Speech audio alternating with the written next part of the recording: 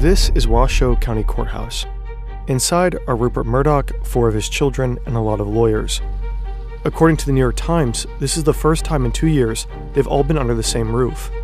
The Murdochs have turned against each other, divided into 2 factions, and now they're at war. They're fighting over the family business, the most powerful media empire the world has ever seen. If Rupert Murdoch is not the most powerful media mogul in the world, he would like very much to be. Donald J. Trump. Trump is at his best when he's sort of slightly tongue-in-cheek like that. He's a very funny guy. These companies control the news for millions of people, what they see, read, and hear every day. Fox News speaks directly to America's conservative voters and to its current president. Rupert Murdoch is now 93 years old, and at this point, it's still not clear who will succeed him. Have your dad ever had this conversation with you? Someday you'll run this company. No. My father's focused on, the day-to-day. That's really not an issue that I concern myself with. As I said, lots of other people concern themselves with. That's their business. I've always and will always strive to be qualified and considered for that position. It's not my decision. One side wants to seize control of the family trust. The other wants to stop them at all costs. Whoever wins will have enormous political influence, but their victory will almost certainly tear the family apart for good.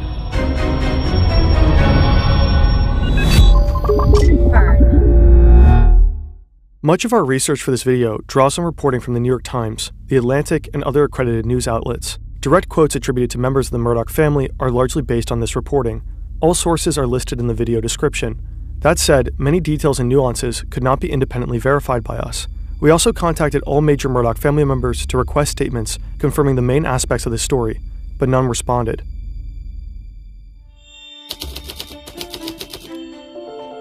It's early Sunday morning, and young Rupert Murdoch is still in bed. He's 21 now. He's always been a bit of a loner, but now, at Oxford, he's coming out of his shell. He's socializing and dabbling in left-wing politics, even joining the Labour Party. But what he really wants, more than anything, is the respect of his father. Sir Keith Murdoch is an Australian newspaperman. He dreams of creating a national news chain in Australia, so he skillfully cultivates political influence to bypass media regulations. So Keith burns with ambition. He hoped his son would too, but Rupert never did well in school. He preferred to skip class to go gamble on horse racing. All his life, Rupert has yearned for his father's approval, but now he'll never have the chance to earn it. I was sleeping in one Sunday morning when my tutor came in and woke me up, told me that my father had died. Any memory I really have of it is one of complete shock. Rupert flies back to Australia as fast as he can, but he misses his father's funeral. Then he finds out that his inheritance is significantly diminished. Sir Keith established family trusts back in the 1930s. Family trusts are commonly used to manage assets and pass on wealth to future generations. But Sir Keith's death is sudden and unexpected, and his estate carries a serious amount of debt. To pay this off, Rupert's mother had to sell off half of his father's estate. Now Rupert is furious. He's been cheated. Instead of the empire his father was working to build, he inherits just a single local newspaper, The News of Adelaide. He takes it and does what his father never could. He builds a newspaper empire. By the time he's 40, Rupert has gone further than his father could have dreamt. He founded the first national newspaper in Australia, The Australian, and soon he used that platform to help catapult a politician into the Prime Minister's office. He's conquered Australia. Next up, the rest of the world.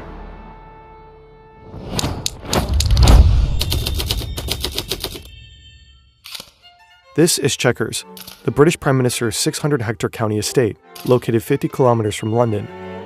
It's afternoon. Prime Minister Margaret Thatcher is sitting down to eat. Thatcher wants to keep this lunch a secret. For the rest of her life, she'll deny it ever happened, but notes in her official archive tell a different story.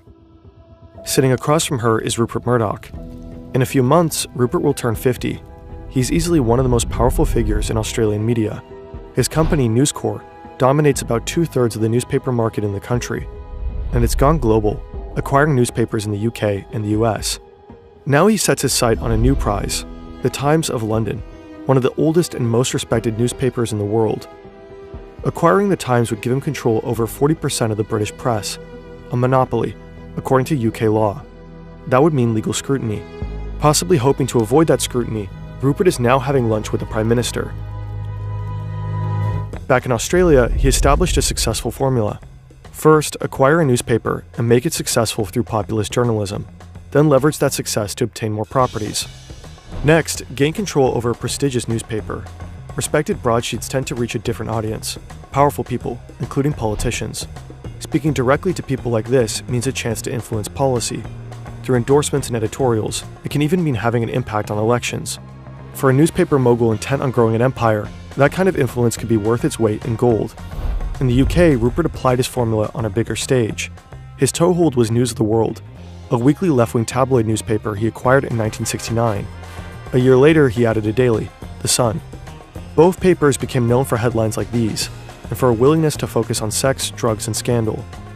The Sun even introduced a new daily feature, a topless page 3 girl. It broke with tradition on Fleet Street, home of the British press. We were tearing up the old ways and inventing a new form of journalism, a new way. We were the enfant terrible of Fleet Street and proud to be so. Sales began climbing. A decade later, The Sun was Britain's best-selling tabloid. The new approach also earned Rupert a nickname. That strata of society called him the Dirty Digger.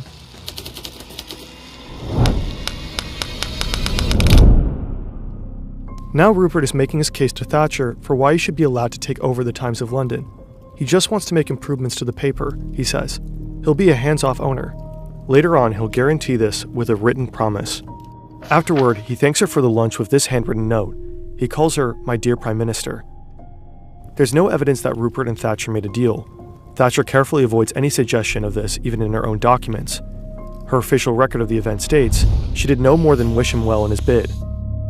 But this official record doesn't even cover the entire meeting, just the salient points. And in accordance with Thatcher's wishes, it was kept confidential. No one outside of the Prime Minister's office was to know about her lunch with Rupert. This has led some to speculate that over lunch, Rupert Murdoch and Margaret Thatcher may have arrived at an understanding. What is certain is that within weeks, the Monopolies Commission decides not to look into Rupert buying the Times. Soon, he owns the paper. At the same time, Britain is stuck in a recession. Thatcher is deeply unpopular. But in April 1982, Britain goes to war with Argentina over the Falkland Islands, and Rupert's tabloid, The Sun, goes all in on supporting it.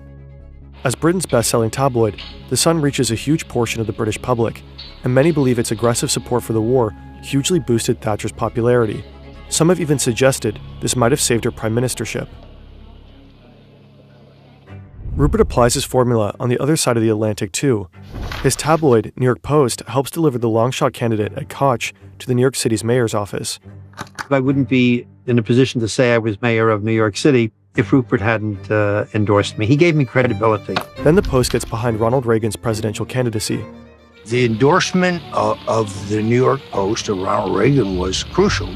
Reagan carried New York State in the 1980 election. During the Reagan administration, Rupert's drive to expand faces fewer barriers. At the time, American regulations prohibit owning a major newspaper and a television station that share the same market. Under the Reagan administration, the Federal Communications Commission temporarily waives these regulations for Rupert. Only American citizens can directly own more than 20% of a TV station. So Rupert applies for citizenship. In September 1986, he receives it, quickly enough that some claim his application was fast-tracked. With these roadblocks out of the way, he's free to buy a handful of television stations. Then he buys a movie studio, 20th Century Fox.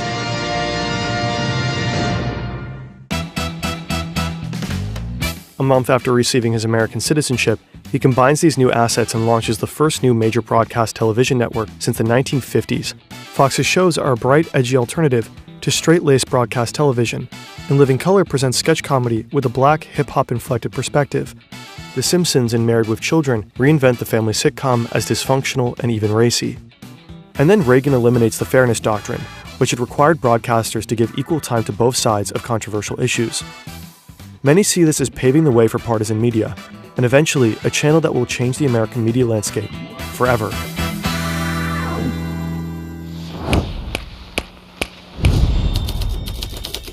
Thank you very much for your attendance at such short notice. You have the press statement, I think, which tells you everything. On January 30th, 1996, Rupert Murdoch announces the Fox News Channel. His network TV station, also called Fox, has been on the air for a decade. Now he's finally making the leap to cable. Rupert's news station will be challenging the 400-pound gorilla of 24-hour news, CNN. To pull it off, he hires this man. I'd like to thank Mr. Murdoch for the kind words. Thank you all for coming this morning on short notice. I know that you're good journalists, therefore. His name is Roger Ailes. Rupert hired him to build Fox News from scratch. They have a lot in common: conservative politics, an instinctively anti-establishment point of view aimed at what they see as liberal elites, and it's a crystal clear vision for Fox News. The network will cater to an overlooked audience: older, white, less educated, church-going, rural, and most of all, conservative, so-called Middle America. The two men will reportedly joke that they've uncovered a whole new market: half the country. Ailes was media advisor to Presidents Richard Nixon, Ronald Reagan, and George H.W. Bush. He knows the target demographic well. He's also a controversial figure in the media landscape. Just weeks before the debut of the Fox News channel, he left a job at NBC after reportedly hurling an anti-Semitic slur at a co-worker. And he's known as a magician of the divisive power of media. For Fox, he's later quoted as saying, "It's not enough that conservatives like us, but that liberals hate us." Fox News Channel, fair and balanced. When Fox debuts, the studio looks cheap, thrown together, but it's undeniably different. It's colorful and deliberately edgy. Over and over, the station's slogan is repeated: fair and balanced. It worked, and ratings soared.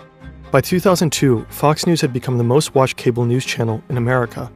For many conservatives, it became the only channel, and its base was always expanding. In 2007, a study found that when Fox News entered a local media market, it pushed viewers to the right and made them more likely to vote Republican. This was called the Fox News effect. If a Republican politician wanted to reach their base on the national stage, it was said the only road went through Fox.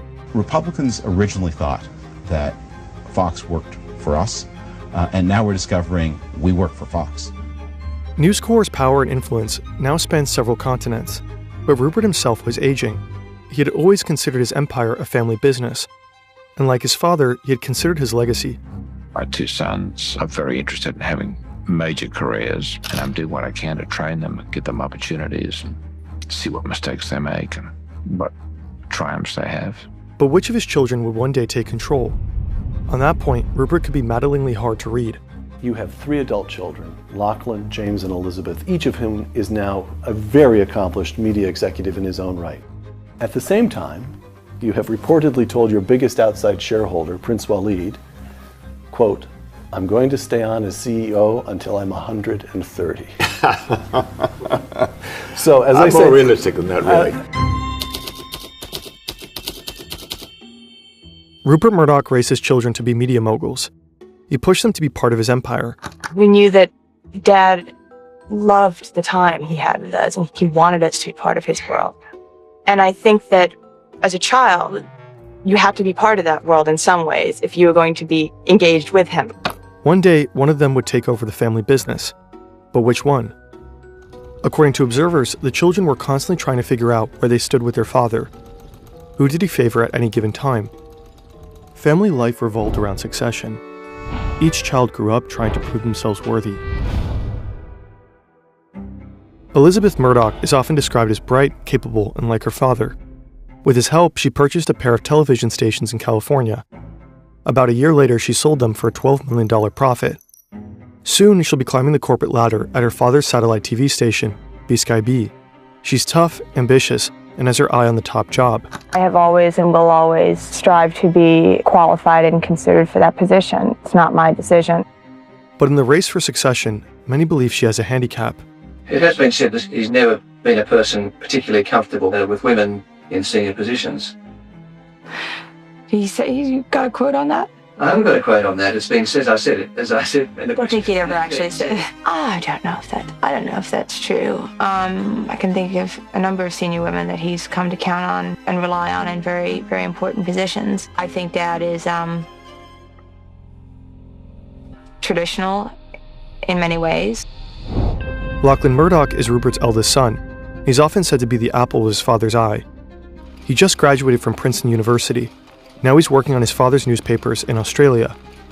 He's young, rich, and a budding celebrity. Have your dad ever had this conversation with you? Someday you'll run this company. No. My father's focused on, the day-to-day. Prudence is Rupert's only child from his first marriage. She's also the only Murdoch sibling to avoid the family business, though her husband works for News Corp. James Murdoch is often called the family rebel, dropped out of Harvard to follow the Grateful Dead on tour, founded a hip-hop label, Raucous Records. Yeah, that's really not an issue that I concern myself with. As I said, Lots of other people concern themselves with. That's their business. Anna Murdoch is Rupert's second wife, and has been part of News Corp since she was 18 years old. She met Rupert while interviewing him for one of his Australian newspapers. Anna's on the News Corp board of directors. She's mother to Elizabeth, James, and Lachlan, and she helped raise Prudence. As they grow up, Anna worried about what the competition to succeed their father was doing to her children. Your sons, are they planning to go into the newspaper business? I think so, and so is my daughter. I mean, I can see lots of arguments along the way. Yeah. Who knows what will happen? It wasn't always easy. Rupert's work always came first. Newspapers are in his blood. He's a good Australian businessman who's come here. I'm going to show you how to do it. And it never, ever stopped. It is awful sometimes, and it is lonely, and you are cut out of it. But I don't think I'd change it for anything at all. For decades, Anna's been patiently waiting for him to retire so they can enjoy their golden years together. On that day, he would name his successor. Win or lose, the children would all be free of their burden of succession. Anna could enjoy life with her husband, free from the burden of News Corp invading every second of their lives. But instead, in 1998, everything changed.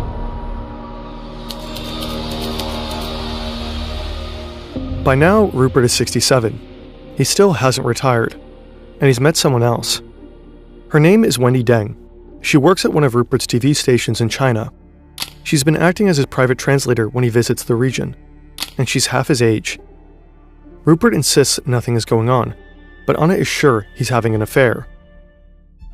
Either way, he swiftly cuts Anna out of his personal and professional lives. At first, Rupert and Anna announce that their separation will be amicable. Anna will remain on the News Corp board. But then in News Corp's annual report, Anna reads that she's retiring. Then she claims he gave her a direct order. You get off the board. But Anna has one last card to play. Legally, she's entitled to have the assets Rupert has created since they've been married. But she wants something else. Anna sees what competing for succession is doing to her children, and she wants to make sure Rupert can never toss them aside, like he has her. To protect them, she wants to ensure that all four will inherit a share of the family business, so she sacrifices half of what she's entitled to in the divorce. In exchange, Rupert agrees to restructure the family trust. His 4 children will each control a single vote within the trust, while Rupert will control 4. But when he dies, his votes will disappear. Elizabeth, James, Lachlan, and Prudence will control the trust assets equally. These assets have been valued at more than $7 billion. But there's an even bigger prize. They include almost half of the voting stock in 2 of the most influential media companies in the English-speaking world. The voting power will also belong to Rupert's children equally. These companies decide what millions of people read, hear, and watch on a daily basis. Managing a huge empire is quite the challenge. You don't need to be a media mogul to know that one of the biggest hassles in any workplace is the chaos of disconnected tools and software platforms. But there's a solution: Odoo. Odoo is a single centralized platform for managing your entire business. Need to track hours, sign documents, manage projects, or even build a website? Whatever your needs, Odoo has over 45 apps to choose from. What's more, they're integrated. Thanks to Odoo, your sales, accounting, and inventory management apps can all update each other, giving you a cohesive, up-to-date overview. Odoo is even tailored to your location, so no more wasting time figuring out local taxes, rates, and regulations. Odoo does it for you. Odoo grows with you. Start with the apps you need and add more as your business evolves. The first application is free for life, with unlimited support and hosting included. Starting at 19.90 euros per month, you gain access to all available applications. Click the link in the description to check it out. In the early 2000s, the Murdoch empire was arguably at its peak, reaching 5 continents and 3/4 of the world's population. One of the companies controlled by the shares in the Murdoch family trust, News Corp, owns media properties all over the world. The other is the most profitable cable news channel in America. In time, it'll become much more. James will later say that with the trust, the idea was that it would incentivize us to cooperate. What actually happens is very different. And at the heart of it is Fox News.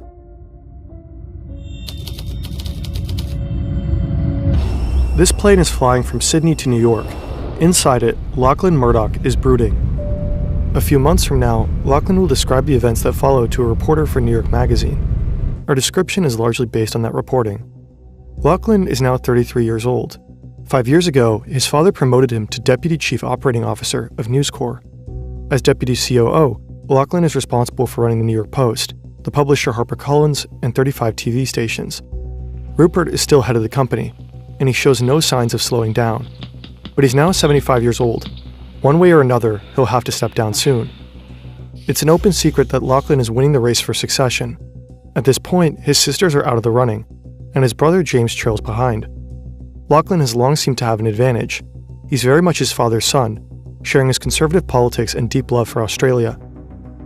In 1997, Rupert told an interviewer that of his children, Lachlan was first among equals. But something isn't right. Lately, he's in conflict with Roger Ailes, the father of Fox News. As one of Rupert's most trusted executives, Ailes is largely allowed to do what he likes. This includes pushing his ideas for the TV stations Lachlan is in charge of. Ailes' most recent idea is a show called Crime Line. For financial reasons, Lachlan turned it down. According to New York Magazine, Ailes went to Rupert and told him about Crime Line. Rupert told him, "Do the show, don't listen to Lachlan." Lachlan feels undermined by Rupert, and it isn't the first time. Now he's heading back to America. He and his father are going to have a talk. In New York, Lachlan and Rupert discuss the situation over lunch. Rupert listens. He offers suggestions, maybe changing the organization chart. But Lachlan knows his father isn't going to change.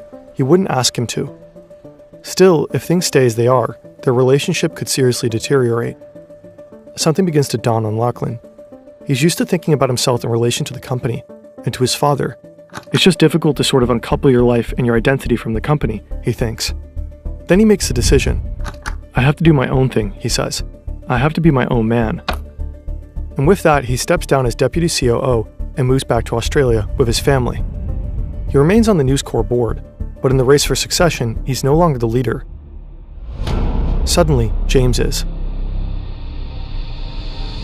By this time, James is a long way from his years as a rebel. Back in 1995, he co-founded the hip-hop label Raucous Records.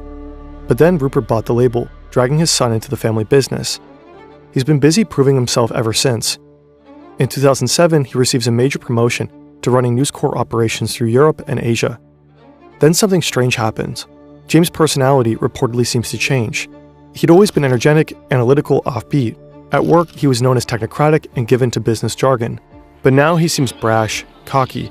Some think he's emulating his father, and he's reportedly assembled a loyal team in London. To many, it looks like a rival power center in the company. No one knows exactly how Rupert sees this, but to some observers, he seems proud, and maybe a bit threatened. In 2010, Rupert proposes something unusual: family therapy. At a retreat at the Murdoch family in Cavan Station, Australia, a specialist will help him and his adult children work on how they treat each other. Months later, news of the retreat was leaked to Vanity Fair. The magazine describes how the siblings came together to help James become a better leader and improve his relationship with Rupert. James later described something very different to The Atlantic. According to him, the therapist first met with everyone individually. Then, at a session with the whole family, everything supposedly fell apart. According to James, there was gaslighting, accusations, strategic maneuvering. Even in family therapy, each of the Murdochs were advancing a personal agenda. James describes it as a car crash that left the family in even worse shape. Afterward, Elizabeth supposedly offers to create a family constitution. According to The Atlantic, James helps her. Together, they create a draft, including principles like, "We commit to undertake active dialogue with each other at all times, and to relentlessly communicate openly with trust and humility. And we will be vigilant of and defend against divisiveness, either between us or that which could infiltrate from without." In February 2011, Elizabeth, James, Lachlan, and Prudence reportedly all signed the document. But their newfound resolve to stick together is about to be tested like never before.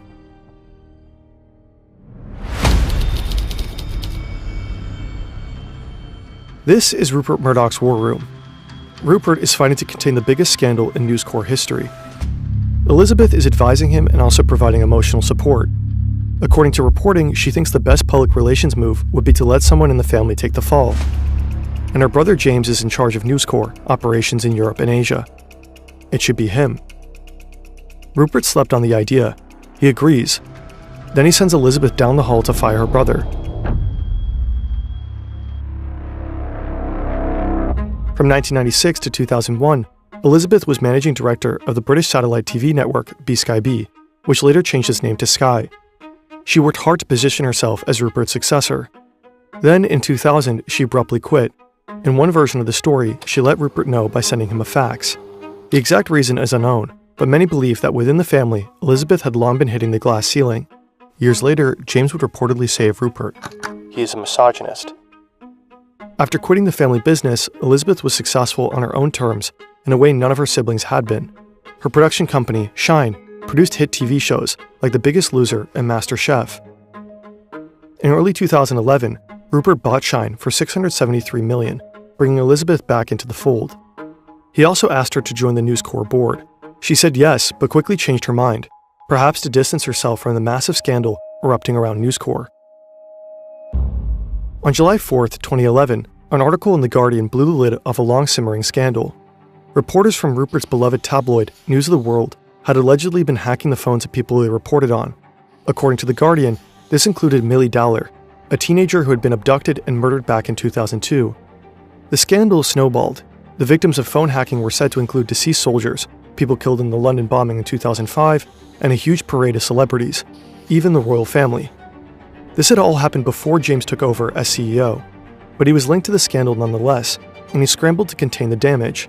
His efforts reportedly included firings, internal changes, and a PR campaign. Practices of certain individuals did not live up to the standards and quality of journalism that we believe in and that I believe in, and that this company believes in. But then Rupert came to London, and things got worse. He spoke to reporters. He met with the parents of Millie Dowler, the murdered teenager. None of this was coordinated with James. Rupert seemed to be undermining his son and CEO at every turn.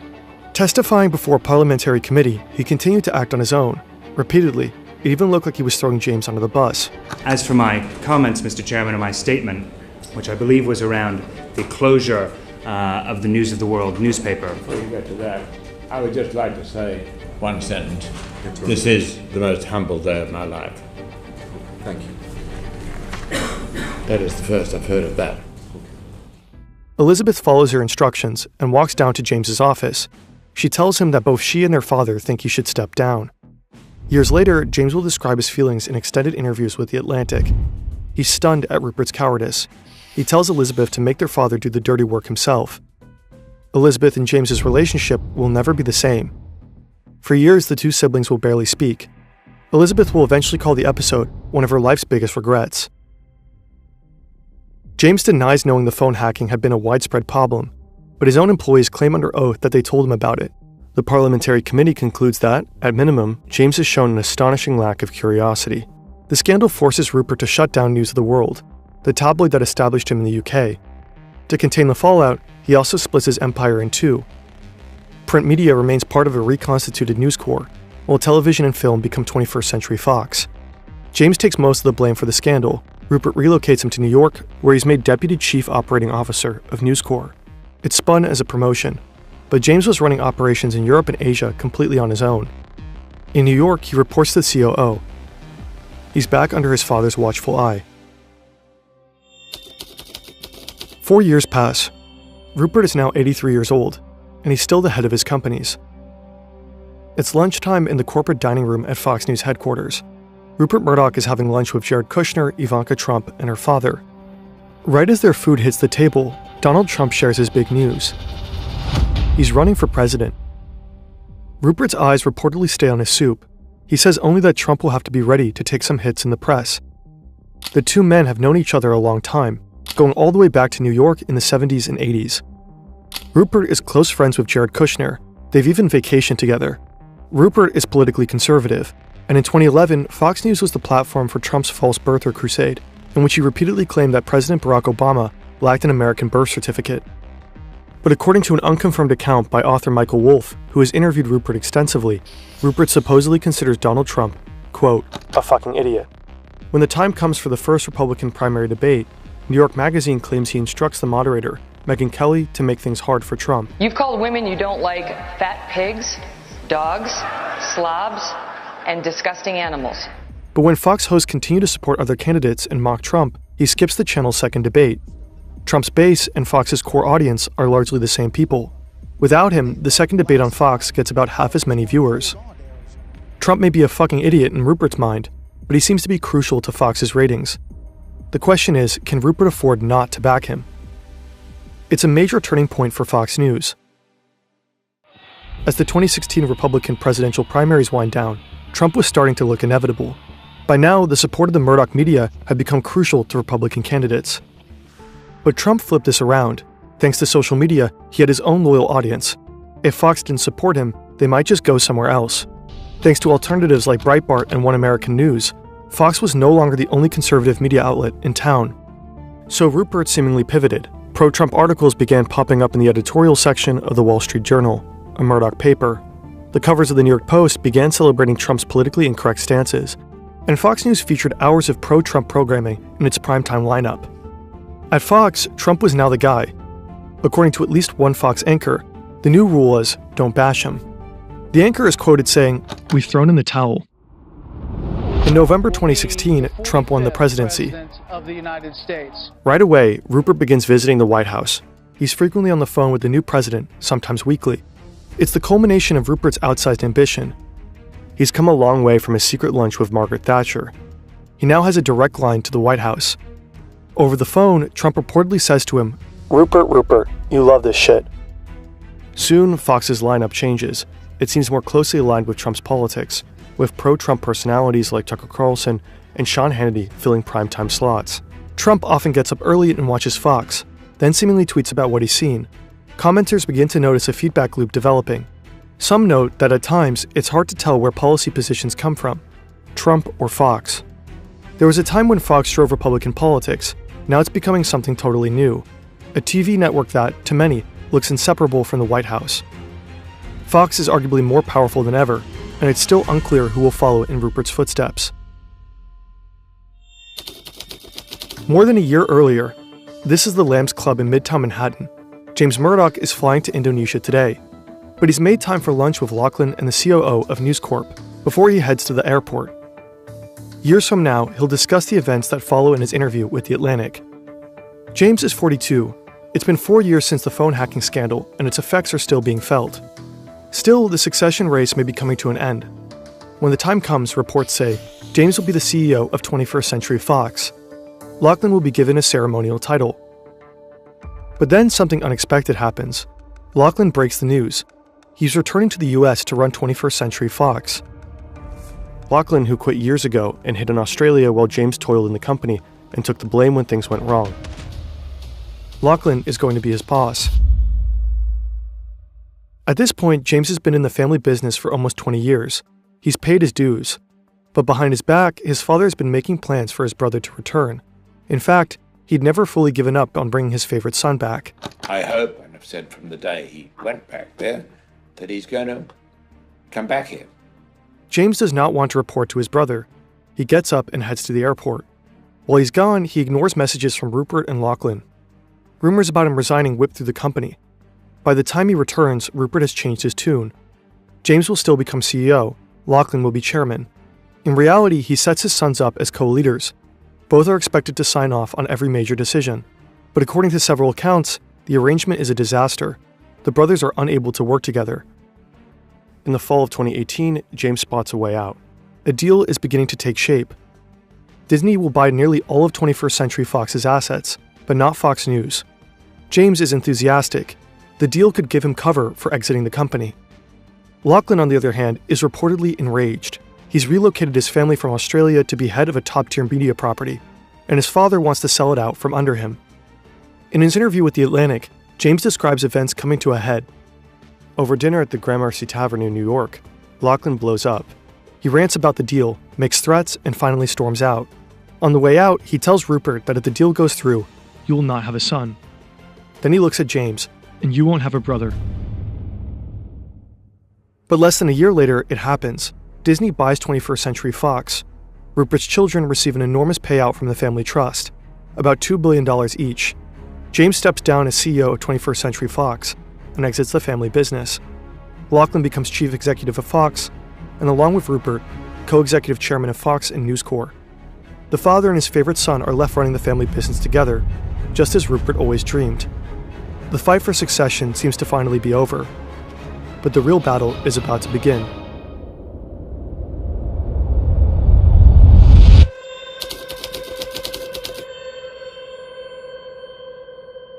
November 3rd, 2020, election night, Trump versus Biden.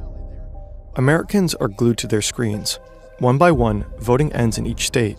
Millions of ballots are counted, and projections begin to take shape for the winner in each of the 50 states.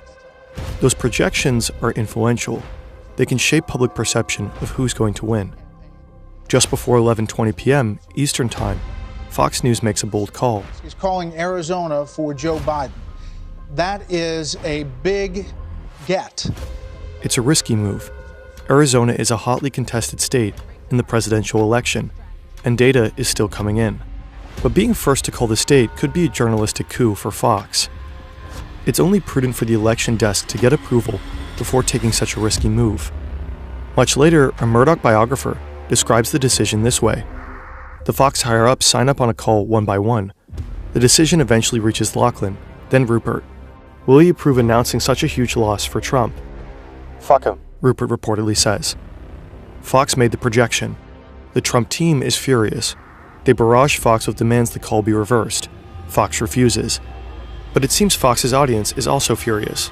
In the days that follow, ratings plummet. Then Fox pivots. Tonight, every American should be angry. You should be outraged. You should be worried. You should be concerned at what has happened in the election. The Dominion software system has been tagged as one allegedly capable of flipping votes. How, for example, did senile hermit Joe Biden get 15 million more votes than his former boss, rock star crowd surfer Barack Obama? It gets behind Trump's false narrative about the election being stolen. None of the higher-ups at Fox seem to believe those claims. Rupert reportedly calls them really crazy stuff. Still, internal communications show that many inside the network believe that Fox needs to get back in its audience's good graces to recover in the ratings. It's possible that echoing whatever Trump says will do that. But that will both cost Fox and the Murdoch family dearly. After Fox promotes the Stop the Steal narrative, Dominion Voting Systems, a voting machine company, sues the network for defamation. Fox settles out of court for almost $800 million. The Murdoch empire skews politically conservative, but the Murdoch children seem to vary. As Fox News transforms under Trump, experts say their political differences become more stark. Lachlan has long been known as conservative, but according to his brother James, something changes. He now seems more partisan and reactionary, even willing to consider far-right ideas like white nativism. Commentators have long seen Elizabeth and Prue as more liberal than the rest of the family. They've never said so publicly, but as the family business drifts rightward, private communications obtained by journalists seem to indicate a willingness to push back against positions like climate change denial. James's politics have always been harder to pin down, but just before leaving the family business, he begins to give hints of where he stands. Back in 2017, neo-Nazis marched in Charlottesville, Virginia. They carried torches and chanted, "Blood and soil," and Jews will not replace us. There are violent and even deadly clashes with counter-protesters and police. When asked about the events, Trump seems to partially defend the neo-Nazis. You had some very bad people in that group, but you also had people that were very fine people on both sides. In fairness, this was taken out of context at the time. He's talking about other protesters who were supposedly at this rally. In the same speech, Trump explicitly condemns neo-Nazis and white nationalists. In any case, Fox News defended him. I think the president made a strong and clear message condemning all hate groups. James was disgusted. As CEO, he wanted to release a statement to his employees, making his position clear. But he couldn't face the pushback he assumed he'd get from Lachlan and their father. But his feelings became clear when an email he wrote to colleagues was leaked to the press. In it, he wrote, "I can't even believe I have to write this. Standing up to Nazis is essential. There are no good Nazis." James saw this as a nonpartisan matter. He didn't necessarily mind catering to conservative viewers. He did want to at least nudge the company towards accountability and higher editorial standards, but he believed Rupert would never allow him to change the company's direction or decouple it from Trump. The battle for succession seemed resolved. It was Lachlan, but all four siblings still had a vote on the family trust. That made their opinions on Fox's political orientations especially relevant. If James, Elizabeth, and Prudence decided to change Fox's direction, All they had to do was wait for Rupert to pass away. At that point, they would outvote Lachlan. That very prospect would ignite the Murdoch family's final battle.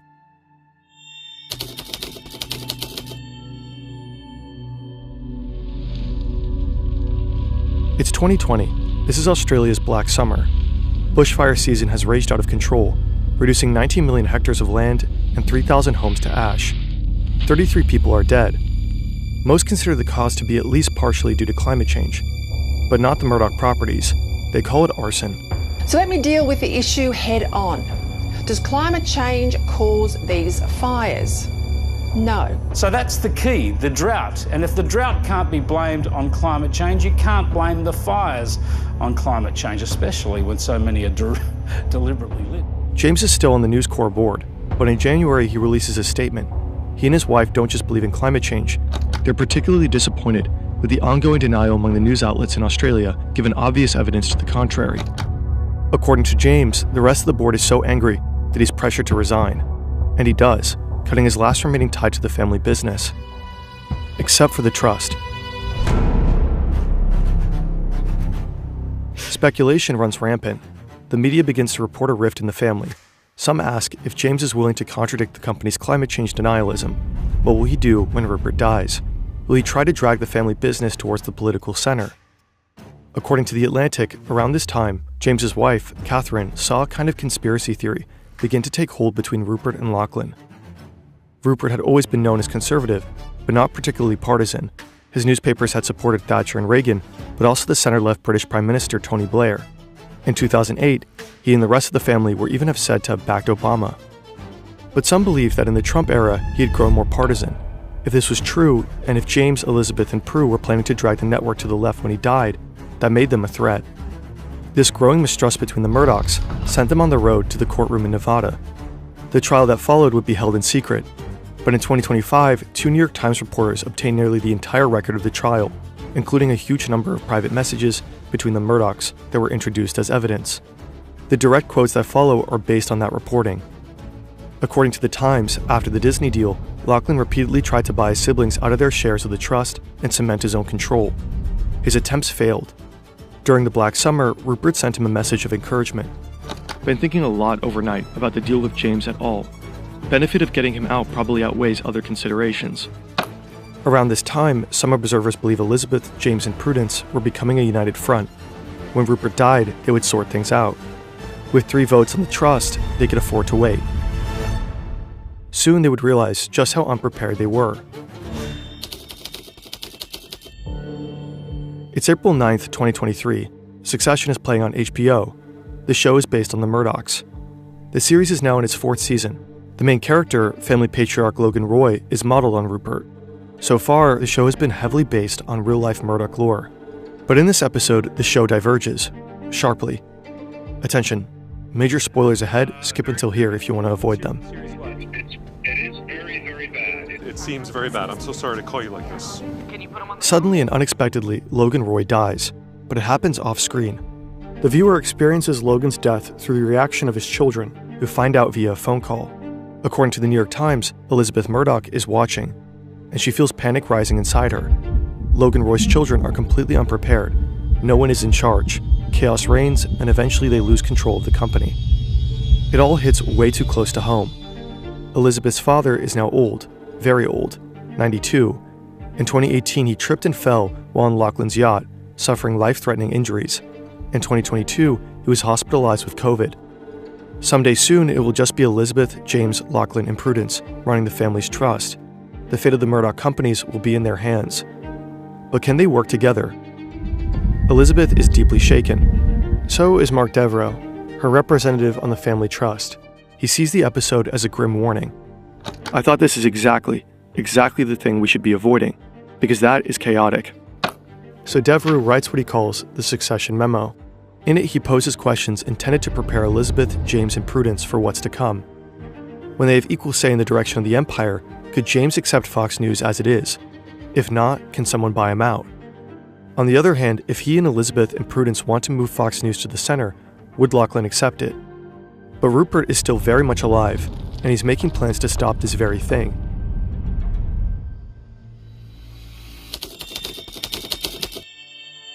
It's early December 2023. Rupert is here to speak to his daughters. A few months ago, he finally retired. He retains only a ceremonial title, Emeritus Chairman of the Fox Board. But he still controls the trust, and he's about to make big changes. He's called a special meeting of the Trust Board. It's in 2 days. Before he pulls the trigger, he wants to see where Elizabeth and Prudence stand. At 4 p.m., he meets with Prudence. Rupert has talking points prepared. These companies are my legacy. I put everything into them over my life. The Murdoch companies are protector of the conservative voice in the English-speaking world. Then he comes out with it. I love each of my children, and my support of Lachlan is not intended to suggest otherwise, but these companies need a designated leader. And Lachlan is that leader. Gradually, Rupert reveals his plan. He, Lachlan, and a team of lawyers and executives have been working on it in secret for months. They call it Project Family Harmony. According to reporting by the New York Times, the Murdoch Family Trust is controlled by a single entity called Cruden Financial Services. Cruden is run by 6 managing directors, Elizabeth, James, Lachlan, and Prudence. Each one have a managing director with a single vote. Rupert has 2 directors with 2 votes. Rupert can never be outvoted, but when he dies, his votes will disappear. His 4 children will control the trust equally. So the plan is to create 2 new trustees, Cruden 2 and Cruden 3. Rupert would control one, Lachlan the other. When Rupert dies, control of both would pass to Lachlan. Lachlan would have more power over the trust than even Rupert ever had. Even working together, James, Elizabeth, and Prudence would be completely disenfranchised. But there is a catch. Legally, Rupert couldn't change the trust unless his changes were in good faith and in the best interest of the beneficiaries they affected.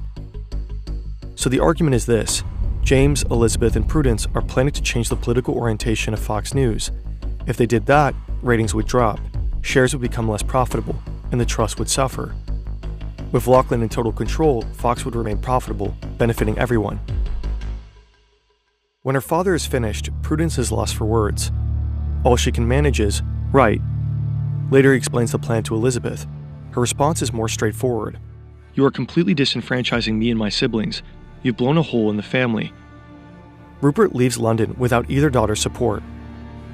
Later, Elizabeth texted Lachlan that Project Family Harmony was a massive gut punch. Lachlan wrote back, "Hey Liz, I really appreciate your support. Today is about Dad's wishes and confirming all of our support for him and for his wishes. It shouldn't be difficult or controversial. Love you, Lachlan." The special meeting happened over Zoom. Rupert read out the changes from a prepared script.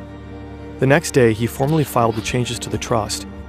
Later on, details would emerge that suggested the changes had a single target: James. In Project Family Harmony documents, he was called a troublesome beneficiary or just troublesome. The real goal was to stop him at all costs. Later, Rupert sent James a copy of his script from the Zoom call. A note said, "James, still time to talk. Love, Dad. P.S. Love to see my grandchildren one day."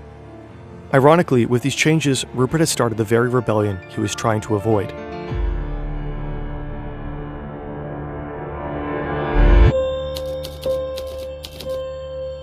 It's September 16th, 2024. Washoe County Courthouse. Immediately after Rupert filed the changes to the trust, Elizabeth, James, and Prudence formally objected. They're inside these SUVs. Half an hour later, the second wave with Rupert and Lachlan arrives. Today is their first day in court. The descriptions that follow are based on records of the trial obtained by the New York Times. Rupert is the first in the family to take the stand. He's 93. His voice is sometimes faint, but he still seems perfectly lucid. He's asked about his motivation in changing the trust. He says if there's uncertainty about the management, the public will feel it. Inside, the company would feel it. Ensuring Lachlan's succession will eliminate this uncertainty. Once and for all, everyone will know where they stand. I just felt sure, very certain, that if these things weren't settled, there would be trouble, and the trouble would be damaging. The opposition lawyers question him. Isn't Project Family Harmony really about preserving Rupert's legacy by keeping Fox News on the political right? Rupert tells him there's no difference between the two. If Fox changes its political orientation, its audience will rebel again. Lachlan will keep things as they are, ensuring that the network and that the family's trust shares remain valuable. That benefits the whole family. His whole case rests on this argument. The changes are only intended to benefit shareholders. But then he keeps going. Fox News cannot fall into the wrong hands. It will be a disaster if it does.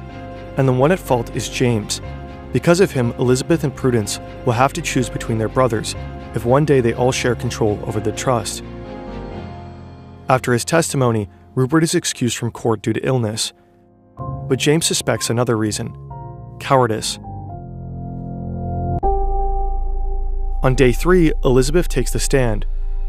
Rupert's lawyer paints her, Prudence, and James as spoiled billionaire children determined to thwart the man who had made them wealthy beyond most people's wildest dreams. Hasn't Elizabeth been fortunate to have become a multi-billionaire thanks to her father's enormous generosity? Elizabeth replies, "I wouldn't call it generosity, but his enormous success, yes." She is grateful to her father, though. All her life, he had mentored her in media and business. "I feel like I was taught at the feet of the master." The lawyer hones in on a meeting that took place a year before. James, Elizabeth, Prudence, and their spouses had all met for dinner at Claridge's, a London hotel and restaurant. Beforehand, the siblings had met in a private conference room for 90 minutes. They caught up, talked about the succession memo and plans for Rupert's death, and complained about Lachlan and their family. Or so they said. Before the trial, a piece of evidence had come to light. In his diary, Prudence's representative to the trust had written about the brothers' activities and the meeting at Claridge's. In it, he writes that the three are planning to get rid of Lachlan. Rupert's lawyers paint a picture of a full-blown conspiracy. Elizabeth's lawyer develops a competing image. Rupert and Lachlan are the ones who've been scheming. It's Project Family Harmony that has torn the family in two, not some supposed conspiracy by Elizabeth, James, and Prudence. He asks Elizabeth to describe how Rupert explained his plans to her. She describes feeling angry and betrayed. "What is your relationship with your father like today?" the lawyer asks. "Absent. What was it like before the December 6th special meeting?" "Unbelievably close." In the afternoon on day 3, James testifies. Rupert's lawyers seek to portray him as a resentful son plotting his revenge, a puppet master scheming to undermine his brother. James admits they talked about outvoting Lachlan when their father died, but he insists they never discussed a coup. The lawyer asks about the dinner where Lachlan had essentially disowned him because of the Disney deal, and James is surprised to find himself crying. Later on, he chokes up when discussing his relationship with his father. "You know, there have been a lot of hurtful things over the years," he tells the court. "We worked together very closely for a long time. It's hard." But he's direct when asked about identifying as the troublesome beneficiary. He calls the label garbage. They're making stuff up, or believing things that are being told to create some sort of boogeyman that is a justification for stealing stuff they didn't want to buy. Day 4, Lachlan is called to the stand. A question hangs over the trial. Is he the target of a plot by his siblings, or is he targeting them? He insists that evidence of a plot against him has been piling up for years. He says thousands of stories in the media have quoted anonymous sources close to James, confirming his plans to oust Lachlan. One unauthorized biography of Lachlan quotes an anonymous source. Lachlan gets fired the day Rupert dies. As Lachlan sees it, quotes like this clearly come from people close to James. Taken together, they show why Lachlan and Rupert had to act. But under cross-examination, cracks begin to appear. Lachlan can't prove that the anonymous sources come from James. In fact, he's changed his mind. Now he thinks they're people close to Elizabeth. But it's revealed that the source of the biography quote is much closer to home. It's a friend and advisor of Lachlan's who spoke to the author for more than 14 hours, and Lachlan had approved it. At least some of his evidence of a plot had come from within his own camp. Lachlan is forced to walk back other things too, and he admits that changing the trust wasn't Rupert's idea, it was his. On December 7th, the probate court commissioner filed his report. It was unambiguous, even harsh. Rupert and Lachlan had acted in bad faith. Item by item, he dismissed the supposed evidence of a sibling plot. The Claridge's meeting had amounted to no more than a casual and inchoate conversation. Lachlan's testimony had been misleading. Statements he had made about a failed corporate merger were an example of Lachlan Murdoch's lack of candor with the parties and on the witness stand. Ultimately, the changes to the trust were a carefully crafted charade. Their motivation was political, to ensure that Rupert's companies continue to be alternative conservative voices in media after he dies. Rupert and Lachlan immediately appealed. According to the New York Times, their chances of success were slim. James, Elizabeth, and Prudence's intentions remained unknown. Time seemed to be on their side, though. When Rupert died, they would have the power to reorient the Murdoch companies. Behind the scenes, things may not have been so cut and dried. According to the reporting by the New York Times, In February 2025, the balance of power seemed to shift. Rupert and Lachlan's appeal nudged forward, with a state judge requesting oral arguments. And The Atlantic published a profile of James. In it, he criticized his father and brother and shared sensitive details of the sealed court case. Rupert and Lachlan's lawyers pounced, requesting sanctions against James and a whole new trial. Outside of the trial, Rupert seemed more powerful than ever in some ways. Trump is once again president. Former Fox employees pepper the administration, including Trump's cabinet. Rupert has resumed his visits to the White House, though his relationship with Trump isn't without turbulence. In July 2025, Trump even sued Rupert and his paper, The Wall Street Journal, for its claims about a bawdy note he allegedly wrote to Jeffrey Epstein. As the appeal seemed to progress, the Murdochs headed back to the negotiating table. In September 2025, a deal was announced. Elizabeth, James, and Prudence would sell their shares of their empire for $1.1 billion each. The current Murdoch family trust would be dissolved and a new one created, including Lachlan and Rupert's two daughters, with Wendy Deng, Grace, and Chloe. In a way, both sides could claim victory. Elizabeth, James, and Prudence were finally severing their ties with an empire they increasingly seemed to disagree with politically, and doing so with an impressive payout. Lachlan would succeed his father as head of the family business, and Rupert, after decades of intrigue and infighting, has finally secured his legacy. In Lachlan's hands, Fox News and News Corp seem likely to stay reliably conservative. They will remain what Rupert has always envisioned, a family business. But the family itself may never be the same.